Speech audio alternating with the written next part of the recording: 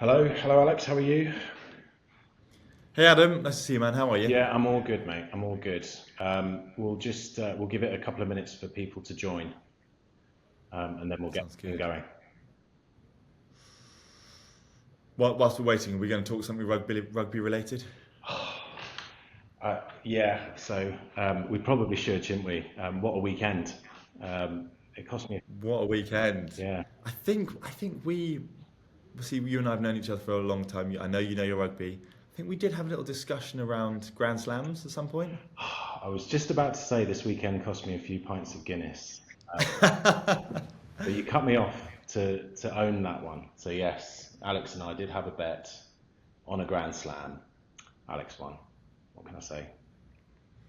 Yeah, I, it was a hard one. No one saw France coming in and beating Ireland in Ireland, but except for in me. such an emphatic style. Yeah, I think that's clear. yeah, and obviously we can't forget about England. Um, Still have a chance to win the Six Nations, but Technically, yeah, it's going to be hard. yeah, it is. It's going to be hard. I think.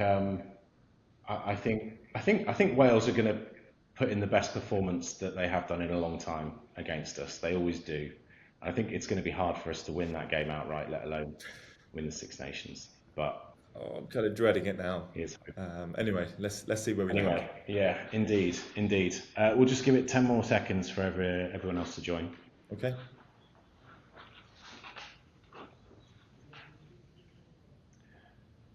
So, welcome everybody to the How Not to Get Fired as a CRO in 2025 podcast. I'm here with Alex Olley, co-founder and CRO of ReachDesk. My name, for those of you who don't know me, my name's Adam. I'm the commercial leader here at Ebster. I've been in and around the Salesforce ISV ecosystem for the last decade in various contributor, manager, leader positions. Really excited for today to get to speak to someone with Alex's history and background in SaaS. Alex, I'd love for you to introduce yourself. Take it away. Yeah, sounds good, mate. Well, look, firstly, this is one of those webinars I've genuinely been looking forward to speaking about for a long time. So, for those of you who don't know me, my name is Alex. I'm one of the CRO. Well, I am the CRO and one of the co-founders at ReachDesk. Nearly got the other way around then. I think this one's quite close to my heart, to be honest with you. This might. Let's see how emotional we get here. But it's a tough old job, and I've learned a number of things over the years. Being very fortunate to be in this position, it's not easy for revenue leaders, even in the good times, let alone the harder times, which I'd say we're still in. So I'm looking forward to sharing some of the things that I've learned. I'm looking forward to speaking about things together here because I'm sure there's some things that you're going to be able to share too. But let's get cracking. Yeah, exactly. So look, when we came up with this slide, I think it's known among the industry that like tenures of CRO are generally not more than about 18 months. But this is a statistic from the Harvard Business Review. The tenure of a CRO is down to 18 months from 24 months in 2023. It paints a pretty bleak picture for the role. Alex, you've obviously been a CRO for a long time at ReachDesk, but perhaps you could give us some insight into a time where you were nearly fired and tell us that kind of story. Sure. I suppose it takes me back to 2023, really. I think let's remind people. There are probably CROs. If you're a revenue leader, a VP of sales, this isn't just necessarily strictly for CROs, but if you're in a position where you're reporting into a CEO who reports into the board, those are the people who are ultimately going to be the ones who are you want to keep happy. But yeah, back in 2023, I'd say I came close. I'm still here. I think I'm in my 25th quarter in a row somehow. Sounds like a big number. That is a big. Um, but just being very honest with you, our performance, it wasn't where it needs to be. We were spending too much compared to where our goals needed to be as well. So it wasn't just like missing goals. Our unit economics were way off. Yeah. And I had a conversation with our CEO, our board. We had a conversation about whether or not I was the right person to keep steering the ship. And I think in 2023, a lot of revenue leaders, they did get the job. They, unfortunately, it was a tough year, particularly for those that worked in tech, particularly for those working in pure B2B. There was a lot of uncertainty, a lot of budgets being cut. And I think just the first question I asked myself is like, is there someone who could do this job better than me or not? And actually, that's a question I ask myself a lot now. And that's the question I think every revenue leader, particularly people watching, should be asking themselves all the time. Yeah. And if the answer is there is someone else, I'd say get learning, start leveling yourself up because it's not too late. But understand your gaps, ask for feedback. But yeah, I've been in that position, and I was fortunate to be given a chance to turn things around. But yeah, that's my experience anyway. What specifically did you do to avoid it? Oh, I mean, a long list of things. And I think that actually, it's almost, I think we formed the content of this from some pillars that I've sort of had to implement over time. So maybe we start with the 5 pillars, Adam, and we go into absolutely. Like, this is let me just shift slides here. So we came up with these 5 pillars, right? And these are the kind of the 5 key things that you and with some input from me, we kind of think these are the core things that a CRO needs to execute upon in 2025 to buck the trend, right? And look, just to be clear, this is not an exhaustive list, right? These are 5 key things, and there's so much detail under each. We could talk about 20, but I think these are the 5 big ones. So I think we should probably start rattling through them. Yeah. So board management. Let's dive in. Okay. All right. So look, one of my biggest learnings. I wasn't very good at this. I'm not saying I'm great at this today, but I've certainly had some learnings, some big learnings here. Let's start with goal setting. Now, this isn't the typical time of year when CROs or boards are necessarily setting goals. Some companies will be, but like the success of your success ultimately is determined by the goals that have been set. Because as a revenue leader, you tend to be tied to a revenue number. If you're not, then I'd argue you're probably not a revenue leader. And so you have to be realistic with that goal setting. And what I see time and time again is people signing up for numbers that they just can't hit. And it's because they don't understand the reality of what they're signing up for. They don't understand what's driving towards that number, and usually it's a number that's been handed towards them. So that's where you got to start. You have to set realistic goals. You have to understand why those goals are the way they are. And if you as a revenue leader, you're in a position where they don't make sense, or you can't articulate why they are the way they are, you're going to be in hot water. And I've been in a position before where, I'll give you an example where I was basically handed a number. Here's what we're going to be doing over the next 12 months. These are the goals I need you to hit. And I could have said, great, let's get on with it. I'll figure it out. And what I did is I said, well, let's talk about why these goals are the way they are. Like, how did we get to these numbers? It turned out the goals were absolutely ludicrous. I said, we can do this, but we will fail. Right? I'm going to come back to you with a realistic plan as to the best possible outcome I think we can achieve, and I'm going to tell you exactly how we're going to get there and why those numbers are the way they are. And guess what happened? 2 weeks later, the number had dropped pretty much to exactly what I said it would be. Had I not done that, there's an entire team that could walk out. There are people's comp, and mine included, who can suffer as a result. And that's your starting point. So never sign up for a number. Never sign up for a number that you cannot articulate why those numbers are the way they are. And that's something that I really had to change. Communication is obviously critical. I think I was sharing too much with the board. Let's go back to the board here. I was sharing too much. It was too confusing for our CEO and the board to understand. I kind of forgot that they operate across multiple different businesses of different varieties. And I think people were losing faith in me a little bit too much because I was trying to share all the detail, and they didn't really need that. I needed to share what was important. But I also wasn't sharing the bad stuff. It's okay to share some of that bad stuff. Bad news should travel fast, particularly to your CEO. I think I wasn't sharing it because I thought perhaps it was a bad reflection on me. But also, I don't think I understood what was really causing the bad performance well enough. So I was kind of a bit blind as to what was going on. So I had to change that as well. I think with CEOs and boards, you need to have very clear initiatives. Right? I've walked in. I'm a board advisor to a number of businesses, but I've walked into board meetings where I go in and the revenue leader's got a list of 50 things that they're going to do. So you can't do 50 things. What are your top 3 and why?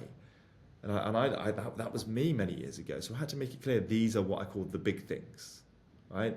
Those things also, my advice is to make those things the same for your team. You should not treat the board and the CEO differently from those initiatives and the key things you need to do with your team. And I see this time and time again. There's a very different narrative when they go into their team meetings, and it's like, we're focusing on this. That's not what you told the board. Why would you cause yourself the headache of having to try and manage both? Like, keep them one and the same ultimately, and then give constant updates as to what's going on. And ultimately, look, we have to execute. All right. And the way I think about execution, this is a word that is flung around freely, which you've got to execute. I think about it as the people, we're going to talk about people later, your strategy and operations. And if you can quickly articulate, these are the people I need, they have the right people in the right seats doing the right things. My strategy is this, which is typically the big things. Here's how we're going to operationalize it and the numbers behind it. You're probably doing a good job in terms of how you're communicating and bringing it all together. Yeah, really awesome insight, Alex. I wonder, like, as an aspiring revenue leader myself, right, and I know we've got a number of aspiring revenue leaders that maybe aren't quite in the CRO seat here online today. What are some of the things that we can do to kind of level ourselves up and start to communicate in a way that aligns with the board? What can we do as sales directors, VPs of sales, VP revenue? What can we do to really kind of level up in our communication with the board and CEO? It depends, right? If you have a CRO above you, for example, then you could probably leverage them as a sounding board for a lot of these things.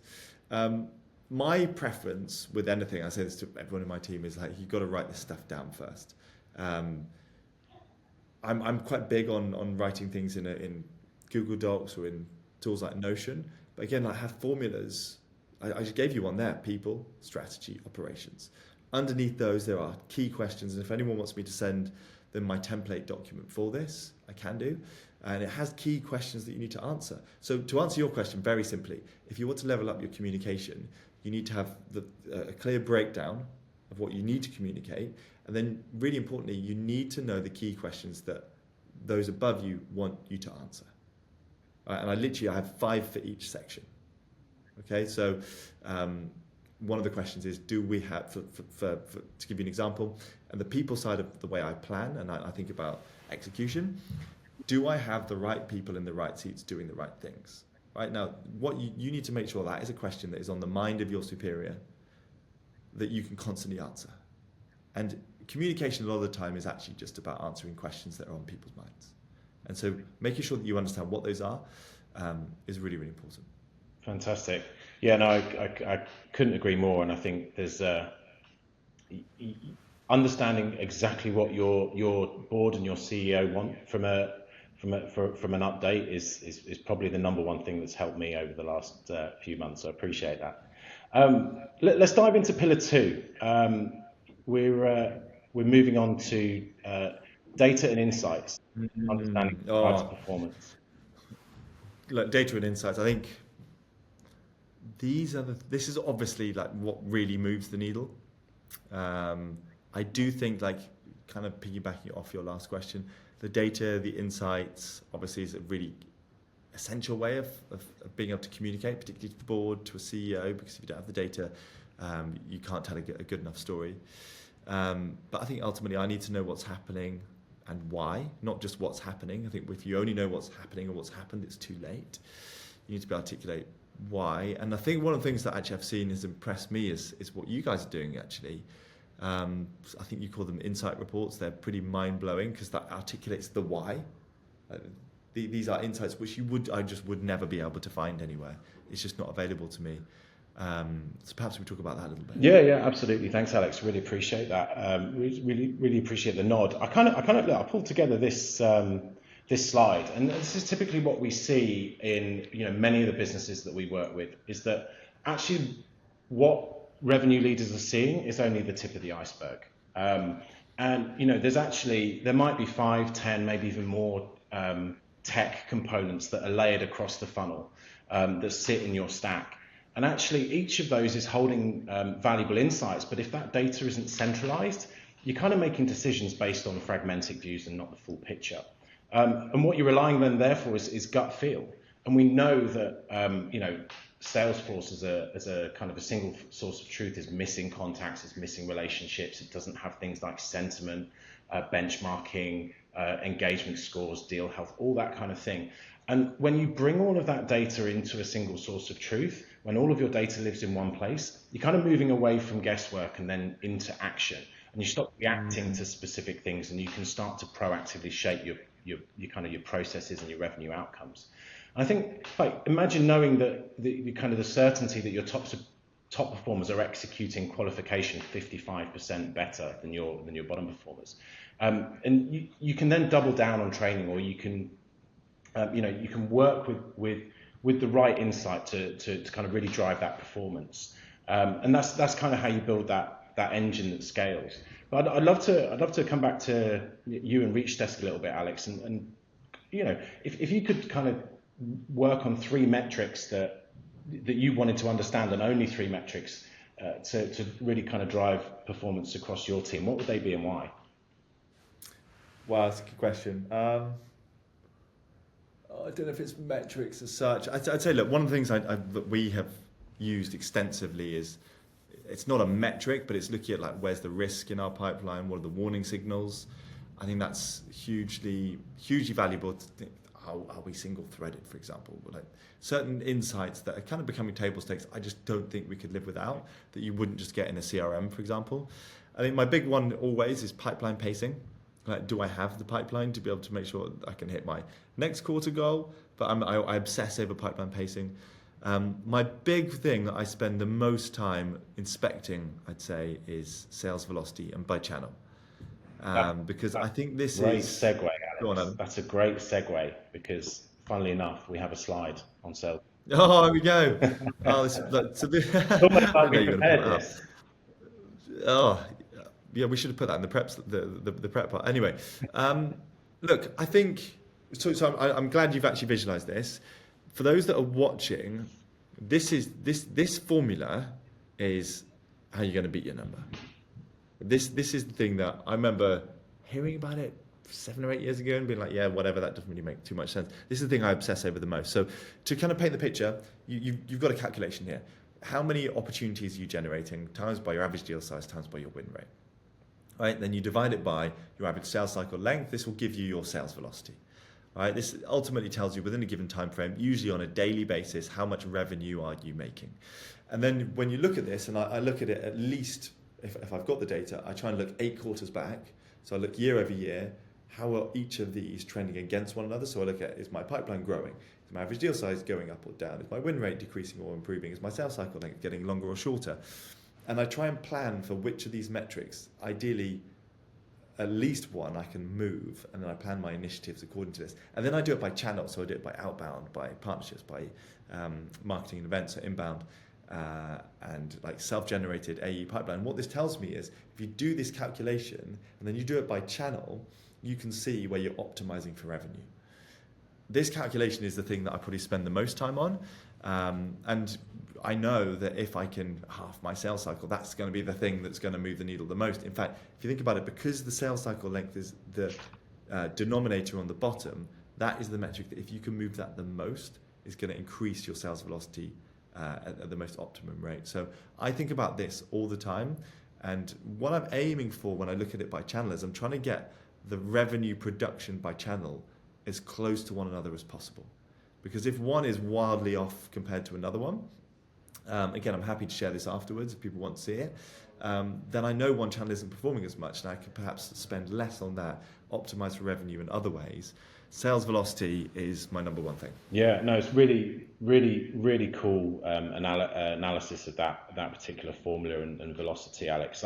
We see it all the time as part of those kind of revenue insights reports. We break down velocity across teams, across segments, across individuals, and it's we do see in many of the businesses that we work with, there isn't velocity parity. There are huge segments that are driving really high velocity, and other segments where the businesses are investing time, effort, and energy, but the velocity just isn't there. And you show that in kind of picture format to businesses and to clients, they can really start to make strategic decisions at C-suite and at board level. It's really, really powerful metric and one that we love here at Ebster. Cool. Look, should we move on? I think we've covered data and Yeah, let's keep going. yeah. So the next kind of pillar is really around driving consistency and accountability. How do you think about this, Alex? Oh, this again another one I could talk about for hours. Look, I think consistency. Let's start there. Obviously, we've called it out here, building a repeatable and scalable success. I think about things like exit criteria designed to your buyer journey. So the mistake I used to make is I would design, let's focus on a sales process. So when you've got a qualified prospect, for example, I used to think about it as like, these are the things that I want them to do for them to move to the next stage. And what I made the mistake of is I didn't align it to how buyers buy. And the two were all kind of in conflict, and I was trying to force the seller to sell in a way. And the way I think about it now is my job is to help sellers to help the buyer buy. Yeah. That kind of doesn't really make sense what I say again. My job is essentially to help the people in my sales team to help the buyer buy, not to sell to them. Because if you're selling to them, you've designed the process in the wrong way. Once you figure that out, and again, I can share this. I've got like a format that I use, which is literally like, it says like, this is the stage, this is the equivalent stage of the buyer journey. These are the exit criteria for someone to be able to move to this stage. How you measure that stage progression. You've got to be building these processes first and foremost to make sure that you're driving this consistency. But anyway, that's just how I think about it. How do you think about it, Alan? Yeah, look, I absolutely, completely agree that the buying process or the sales process should be attached to the buyer process, right? Because like the buying landscape's completely shifted. Information is available at everybody's fingertips. Everybody's got information out in the ether. Buyers can actually find out so much information. They can use things like G2 that we really need to align to that buyer journey. Fully on board with that. I think that's a hugely important topic. I kind of think that like one of the things that we see is that while everybody's trying to drive consistency, there just isn't a lot of consistency in the market. And I'm going to show a slide here. We stole this slide from our recent 2025 benchmarks report.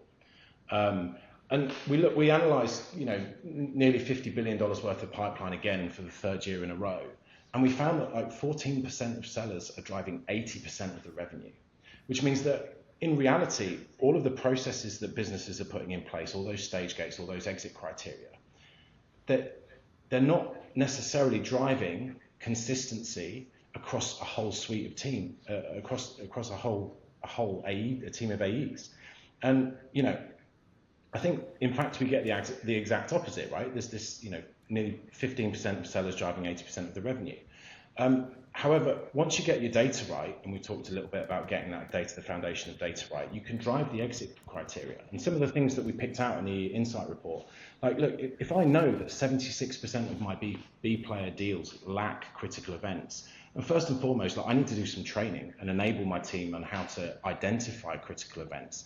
But I also need to set a stage gate in CRM to ensure that they can't move that deal past stage 2 without having or understanding the critical event.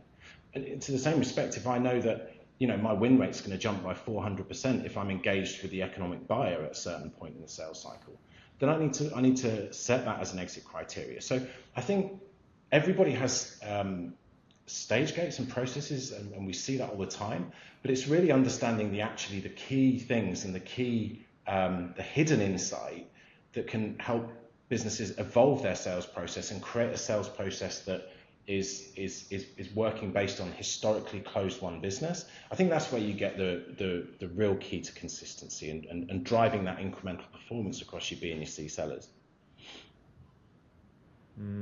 Yeah, I love it. What? Yeah, I love how you're talking about how you can essentially identify these top performers, how you can see what they're doing, how you can make sure that you're building a system for others so that you're guiding them. You're sort of making sure that you're getting ahead of the problem. I think that's the most impressive part to this. One thing that does sit in the back of my mind is like, obviously we want us, as humans, we all have like different biases, different tendencies and different skill sets. How do you think about setting a framework and setting a process, but allowing people to be themselves and not turning them into robots? So look, the first thing I think in my mind is there are so many new apps that get added, new technologies that we plug in. I've certainly done this in the past, but I do think businesses don't really consider what it's like to be, let's say a seller right now. Yeah. With all the different technology they've got, they should really be thinking about how do you get this into their workflow and enhance that, rather than here's just another 3 systems you need to log in. It won't get adopted, it's a problem, right? So if you want to ensure processes are followed, you're not telling them to, first and foremost, you want to make sure it's in there. It's in their workflow, it's in their wheelhouse, it's in the environment that they're familiar with, and try and get as much in there as possible. You want to design the process for not necessarily just that top champion seller. They may be doing things that you can't quite replicate that easily, but you're trying to design a process for the 80% in the middle. You don't want to design it for the people at the bottom. You don't want to design it just for that champion right at the top. You want to get it for the majority. How many of your sellers can you get to be a top performer, and design a process around that? I think that's how I think about it.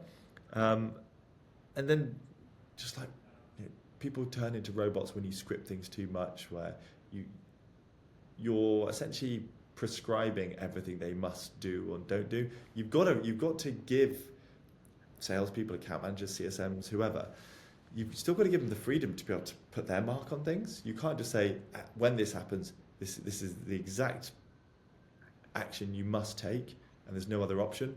That takes the human element out of it, and it also doesn't allow people to succeed or really show their flair. And so those are the things that I think I've learned, that a mistake I made in the past was, when this happens, you must do this, and that's that. And it kind of removed the creativity. Sometimes, people do buy from people. They buy with emotion, they justify with logic. Sometimes that's because of who's selling to you, and you need to be able to ensure that you're building a process that allows them that freedom. Yeah, interesting. One quick question, if I may. If I was to shadow your top performing team at Reach Desk, what's the one thing that they do differently to the other teams? The top people, they understand a few things. I actually stole some of these from, I think, one of your benchmark reports, probably about 2 years ago. so thank you for this. But I think they understand the basic things of, like, the average number of stakeholders they need to engage, when those stakeholders need to be engaged. So we know for our process, when we get exec buy-in early on, our win rates improve dramatically. So they do that. They are very well multi-threaded from the get-go. So we have certain things. So even when someone comes inbound, we don't just talk to that one prospect. We try and engage with the other personas that we know we need to bring into the buying process. We actually do that from the get-go, even though they've come to us, because we know by widening that decision-making unit early on, that helps them. I'm not going to talk about how quickly they follow up or the discovery questions they ask. The top performers understand the real numbers behind what drives the deal forward, and they execute on those pretty well. Awesome. I think we've covered enough on driving consistency and accountability. So let's dive into pillar 4. Conscious of everyone's time, most people here are CROs. I'm sure you have a busy day job. Well, we know you have a busy day job. So let's talk about creating ultimate alignment. Alex, like, one of the biggest complaints about CROs is misalignment between sales, marketing, and CS. Yep. What's the most effective way to drive true alignment? What is the most effective way to drive true alignment? I think, let's start from the thing that's actually been on my mind for many, many years.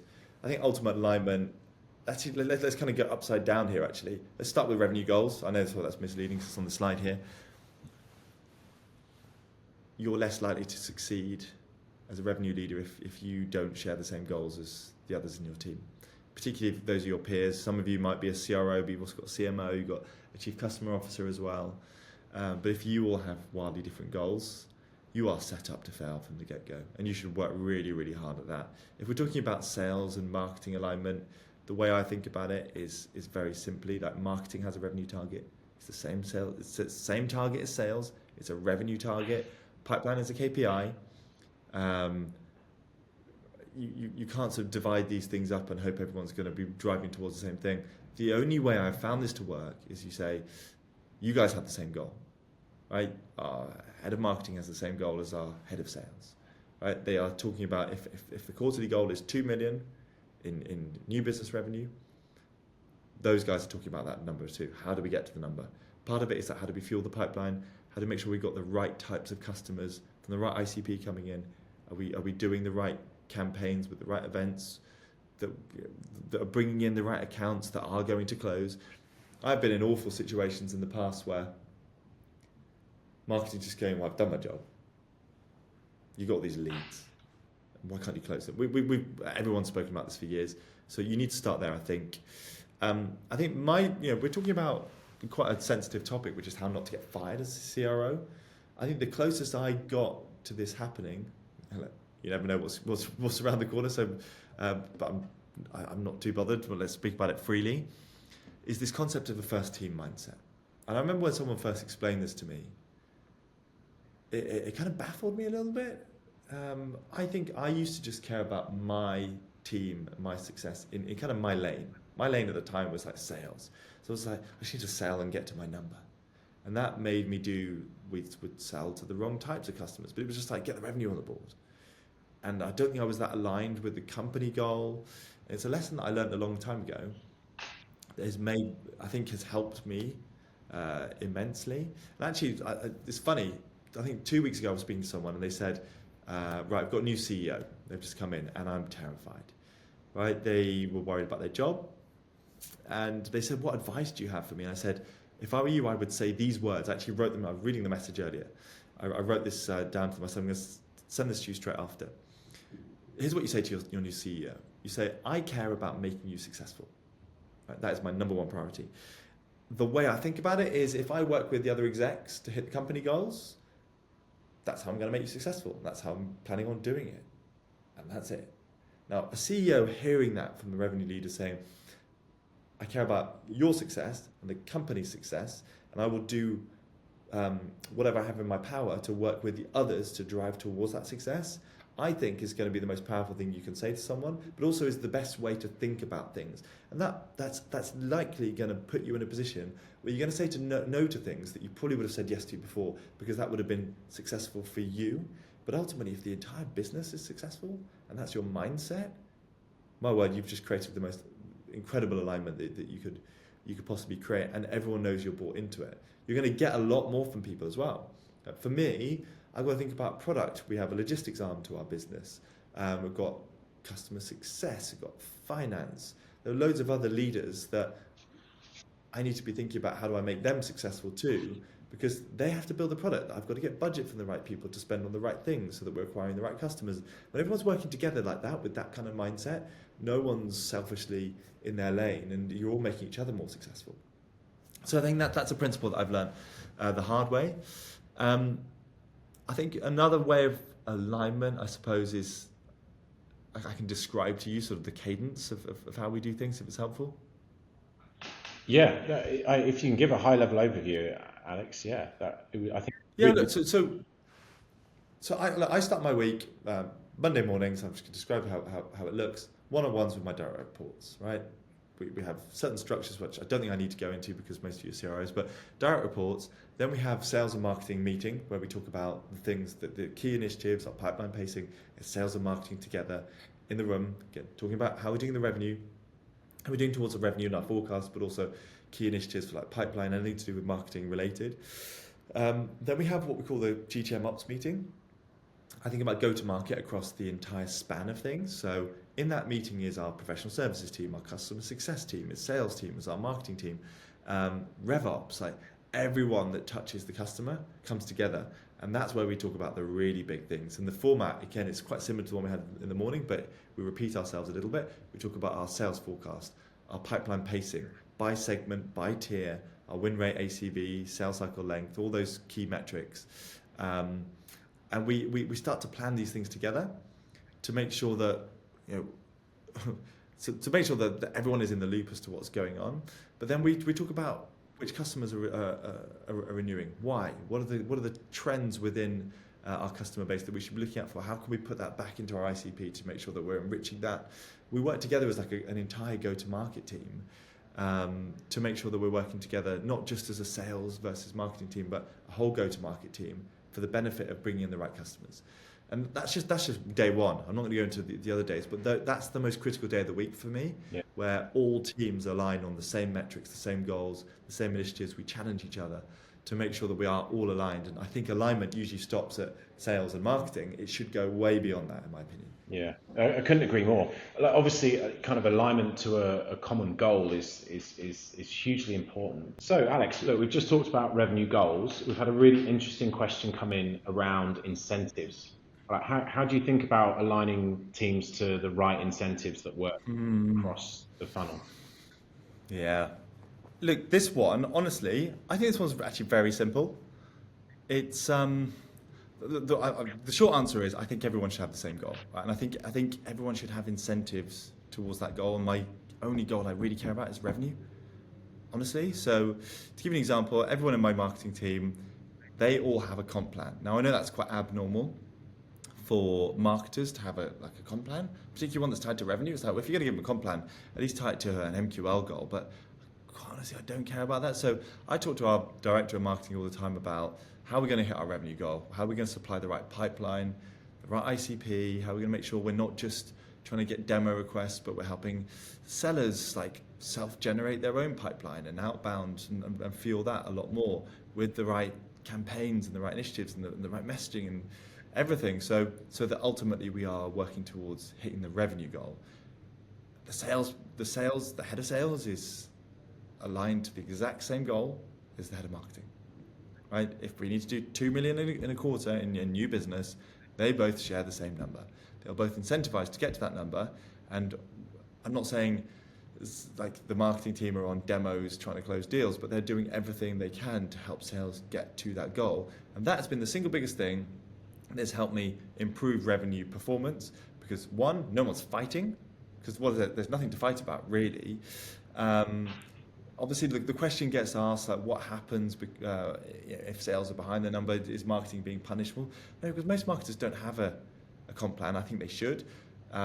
If we planned it correctly and we've got the right pipeline coming in and we have the right team members who we think are the best possible sellers we can have, then everyone's working towards the same thing. So I've kind of elongated what should be a very short answer, which is ultimately just get everyone on the same revenue goal and incentivize them to hit that. Yeah, good answer. Love that. Look, we think we've covered a lot of the ultimate alignment. I'm just going to spend a little minute talking about kind of how I see that and aligning, maybe not as like your exec team, but aligning your revenue engine. And we talked a little bit and touched a little bit over the course of the conversation about how data drives insight and that insight drives process. If you can get your process right, it drives consistency. But ultimately, kind of the way I think about this is that alignment only happens when everybody can see what's happening.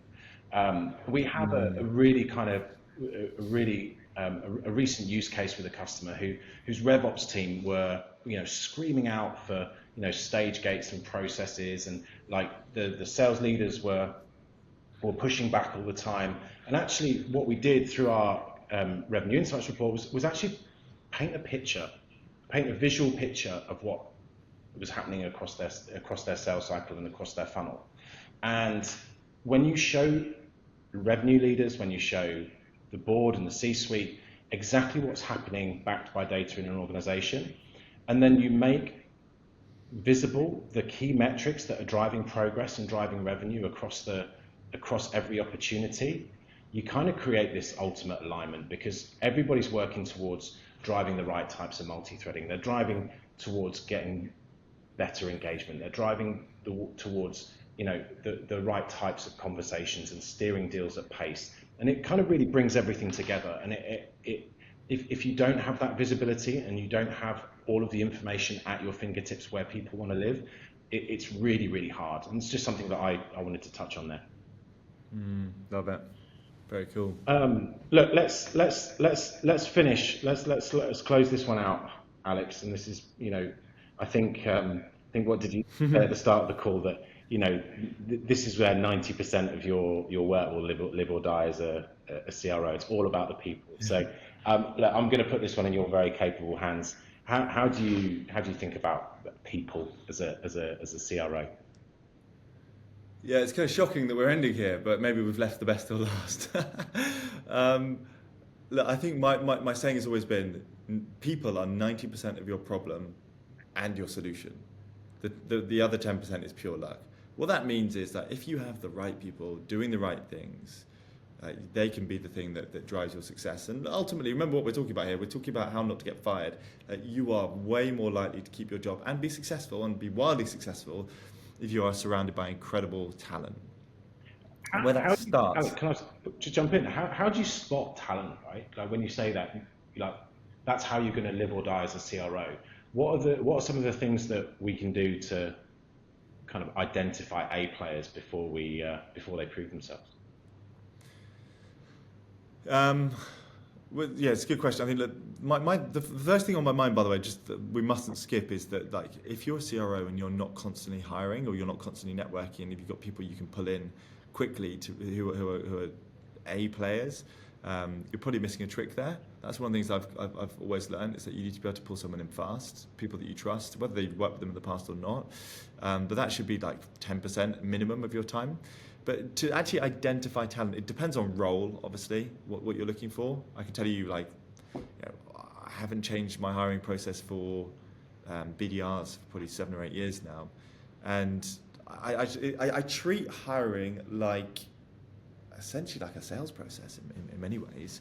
I think I'm really big on making sure we're looking for the right attributes. So, for example, for BDRs, I always look for coachability, curiosity, prior success, work ethic, and intelligence. And I test for those things. Under each of those attributes, there's 4 or 5 questions that we ask at different stages of the interview process. One, because it's a good experience for the candidate. Right? If everyone's asking them the same question over and over again, it gives us a really bad experience for them, thinking these guys don't know what they're doing. But you're testing for those things, and we use scorecards. So stage 1, we're testing for curiosity. We're testing for coachability, right? We get people to do a cold call and we give them feedback live on the call. And then we say, all right, let's do the call again, and they have to implement the feedback. And if they do, we know they're coachable. So we score them, and we have model answers as to like, if they improve from this to this, we're going to score them a 9, for example. That's just like one attribute and how we test it. And so you can build your own scorecard. And again, I've got all these pre-built if anyone wants me to send them to them, where you're looking at the right attributes for the right team member. It's different for a CSM compared to a BDR or an AE, for example, different head of marketing. But I think about those key attributes, how I'm going to test for each of those. I score those, I have model answers, takes the bias out, and I make sure those questions are asked at the right stage by different people so that we're having a comprehensive scorecard built that evolves throughout the interview process. And that is the best way to remove bias and make sure that you have a methodical way of hiring. Right? And then what you can do is you can look back at the last 20 people that you hired. You can say, well, actually, these guys, they scored this. These are kind of the answers they gave, and they're also our top performers. So maybe let's tweak it a little bit in their favour, and you can actually enhance it slightly. But hiring process is my short answer. Cool. Funny you mentioned BDRs. I'm actually hiring for BDRs at the moment. And if you're a BDR listening to this, then you've probably got to step up on some of the other BDRs. So talk about diversity of thinking. You've read this book, Rebel Ideas. I'm currently reading it at the moment. How important is diversity? Let's be clear, like the diversity in the way that we've commonly thought through things, like gender diversity, just as one example, like those are things that obviously we need to maintain. One of my biggest lessons is about diversity of thinking, and I actually look at my team, and I used to think like I need to hire people that were like really good at sport, who've got college degrees or university degrees, as we say over here. There was kind of that what do they call it, the Patagucci wearing bro from university, very male heavy. That was like your sales team.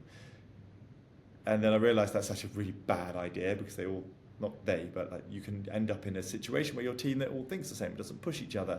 You don't get creative ideas. And Rebel Ideas is actually Matty Syed's book. It talks about this. It talks about how you should be intentionally thinking about hiring people from different backgrounds, from different walks of life. And you test them by how they think, because that's how you're going to innovate. And I think, honestly, some of the best things that we've come up with as a team is because we've had people challenging each other, who are willing to challenge each other, but have different ways of thinking about things, who are in an environment where they can implement change, and that's where innovation comes from. And if you don't have that, your job is going to be constantly telling people what to do. And you need it to be the other way around. You need people telling you what to do, because that's how you're going to be successful.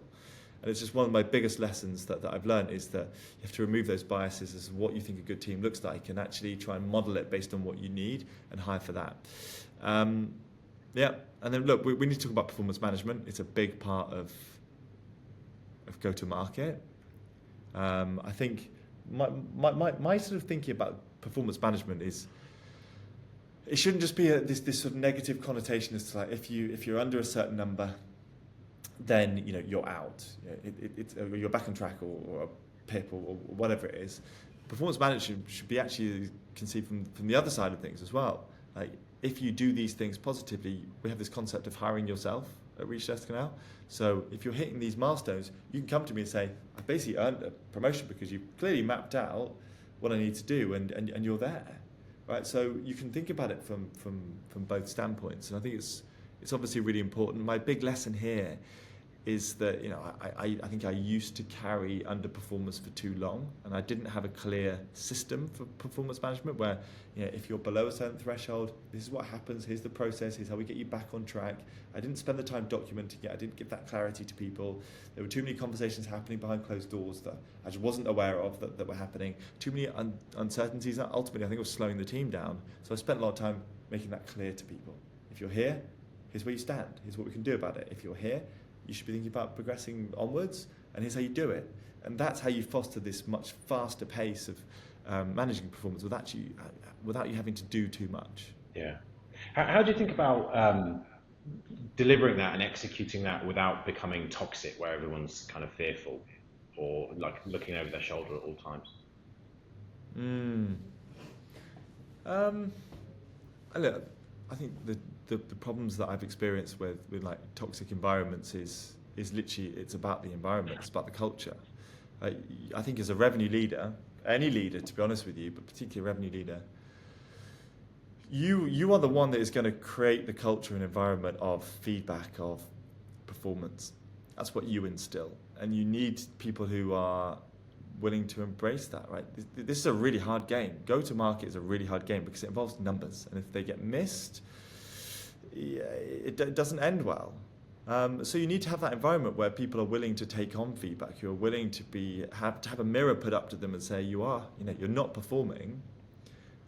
Here's what happens, and that's an environment that you have to build over time. It doesn't just happen overnight. And if you want to remove the toxic nature of it, you give people clarity. When it comes to things like giving feedback to people, those things should be well documented. It should come from a place where you need to make it very clear. And I actually say this a lot. I think I stole this from Kim Scott. The words, I'm saying this because I care about you and I want to help you, right? And you make those things actionable, stuff that you can do with it, so it's tangible rather than I think this and you've got to sort of, it can't be opinionated or personal. It has to come from that place where you want to assist them and where it's actionable, and that those things can be put into place and is actually going to help them. And I think so. It's twofold. It's that, and it's making sure that they're in an environment where people are willing to embrace it, where they appreciate feedback, where they appreciate you giving them the signals as to where things may or may not get wrong, and ultimately for getting ahead of those things. Awesome, really, really good insight. Look, one final thing on people for you, Alex. One question's just come in here. What leadership lesson do you wish you'd learned sooner? What is it? Oh my word! What do I wish? I think there's two things on my mind here actually in relation to this question. I think one is we're talking about most people listening to this are going to be either aspiring to be a CRO one day or a VP of sales, something similar. And I think the people that, if someone had told me this earlier, it would be don't be a one-trick pony. It would be don't just be really good at selling, because in this environment, let's go back to where we started, which is the board and the CEO. They want to know that you're not just great at one thing. They want to know that you're capable of doing other things. So I would be saying elevate yourself a lot sooner and diversifying your knowledge and your experience into other areas. I wish I'd learnt more about marketing sooner. Right? I think I spend a lot of my time learning about marketing because I spent a lot of my time on the sales side of things. But I've been thinking like, am I the guy that understands marketing really well, sales really well, customer success really well, to make sure that I've got that breadth of experience and knowledge now. But I think my reflection, and someone did tell me that, my reflection, which no one told me, is great leaders are the ones, and my old CRO used to do this really, really well. And I remember thinking about this. I was like, what did he do really, really well that I'd really like to replicate to make me more successful? And it's this concept of walking the floor. I think we've spoken about all the wonderful things Ebster can give to people, your insights, which are groundbreaking and game-changing, how we can have access to data. And there are things that you will not see as a revenue leader that you should be seeing on the front line. And so you should walk the floor. You should be doing one-to-ones. I do this all the time. I speak to our BDRs. It's like, what can make you more successful? What things that are getting in your way? What are your blockers? Like, send me some calls that you've had and give me the biggest objections about what the business is working with our competition. I'm in the office all the time. I'm listening into calls. I'm speaking to people. Like, how can we improve? We do breakout sessions. We did this thing recently where I said, these are 3 big problems we need to solve right now, and I'm going to put you all into breakouts, and managers are going to run the breakout sessions, but ultimately the rule is that none of us are actually going to speak. We're going to listen to you guys, and we're going to listen to you solve the same problem we're trying to solve. So we get it from a different angle. And some of our best ideas, and probably most of our best ideas, have come from people on the front line saying, well, I think if we did this, then we would see a massive improvement in pipeline generation from outbound or win rate, for example. So I'd say my biggest advice would be to walk the floor, right? It's very easy to get to the top and to sit in the ivory tower and watch the dashboards tick along, sometimes not in the right direction or the numbers that you want to see, but walk the floor, right? See how people work, make sure that you are deeply ingrained in that side of things. I think you'll learn the things that you need to change way faster. Awesome insight, and something that I hold dear to my heart, Alex. We have a small team here at Ebster, but I sit amongst them and listening intently from the office every day. Really enjoyed the conversation today, mate. Thank you very much. I think that covers all 5 pillars of how not to get fired as a CEO in 2025. I have put onto the screen now for those of you that are still here. We've talked a lot about the revenue insights reports across the course of today. Typically we hold these for our clients, and you can only get access to them as a full signed up paying customer of Ebster. However, for the purpose of today, we are going to make 3 insight reports available to you, to the first 3 people that sign up on the link. I think there should be a link that comes across, that pops up into the sidebar. So if you want to get access to your own independent revenue insight report from Ebster, click yes in the button, and someone from my team will be in touch. So finally, before we sign off, Alex, thank you very much. It's been a cracking conversation. I've learnt loads. I hope everyone else has too. Before we say farewell, is there anything else that you would like to offer as a parting gift for our audience? I mean, look, I've said there are a number of things that I've built. I document everything, right? So people want to make the most of some of the hiring formulas, the documents that I've put together. That most of them are available online already, but I can fling them over towards you. But I can imagine a lot of people who are watching this, listening to this, hopefully have learned a few things today they can put into practice, but they can always hit me up directly if they've got any further questions, and I'm always there. Awesome. Thank you very much, everybody. It's been a pleasure. Thanks again, Alex, and we'll hopefully do this again. Pleasure, man. Yeah, next time let's just talk about rugby. Yeah, 100%. All right, thanks, Adam. Thanks for having me. Take care. Thank you.